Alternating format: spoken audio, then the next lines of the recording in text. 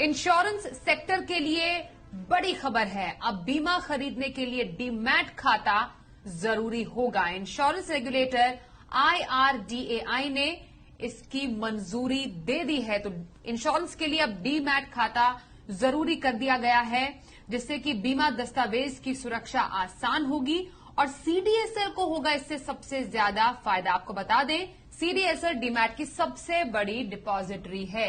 इस खबर पर और ज्यादा डिटेल्स के लिए हमारे साथ जी मीडिया संवाददाता अनुराग शाह है। अनुराग, ये तो बहुत बड़ी खबर है इंश्योरेंस सेक्टर के लिए कि अब बीमा खरीदने के लिए आपको डीमैट खाता होना जरूरी है। जरा इसके मायने समझाएं।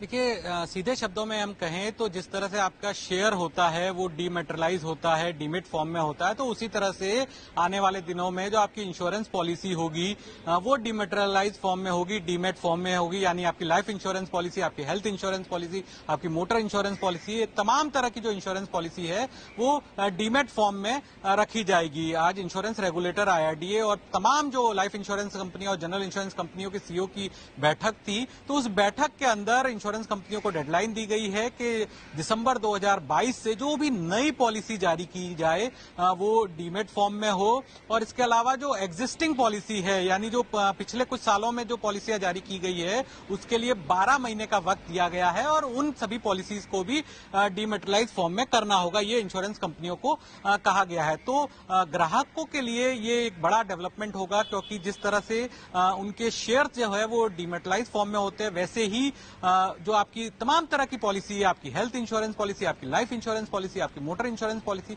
तमाम एक ही जगह पे होगी। वो फिजिकल फॉर्म की जगह डीमेटेरियलाइज फॉर्म में होगी। आप वहां पर जो भी बदलाव करने होते हैं वो ई इंश्योरेंस अकाउंट में जाके उसमें बदलाव कर पाएंगे। नॉमिनी चेंज से लेके तमाम चीजें उसको किया जा सकेगा। आपकी इंश्योरेंस पॉलिसी के अगेंस्ट आप लोन ले पाएंगे। सिर्फ जो शेयर और इंश्योरेंस पॉलिसी में फर्क ये रहेगा कि शेयर्स को आप बेच सकते हैं, खरीद सकते हैं, लेकिन यहां पर जो डीमेट फॉर्म में पॉलिसी होगी उसे बेचा या खरीदा नहीं जा सकता। तो काफी बड़ा डेवलपमेंट है ये इंश्योरेंस स्पेस के अंदर, जहां पर भविष्य में आने वाली जो पॉलिसीज होगी वो डीमेट फॉर्म में होगी। और जैसा कि हमने कुछ दिन पहले बताया था कि इंश्योरेंस के अंदर, नॉन लाइफ इंश्योरेंस के अंदर KYC भी जरूरी होने जा रही है 1 नवंबर से, तो उसके साथ ही इसको और ज्यादा एक मोमेंटम मिलेगा डीमेट फॉर्म में करने का। और जो 4 रिपोजिटरी कंपनीज है, CDSL, NSDL, कार्वी और कैम्स, उनको काफी बड़ा कारोबार मिलेगा, क्योंकि जो डीमेटेरियलाइज फॉर्म में ये इंश्योरेंस पॉलिसियां रखी जाएगी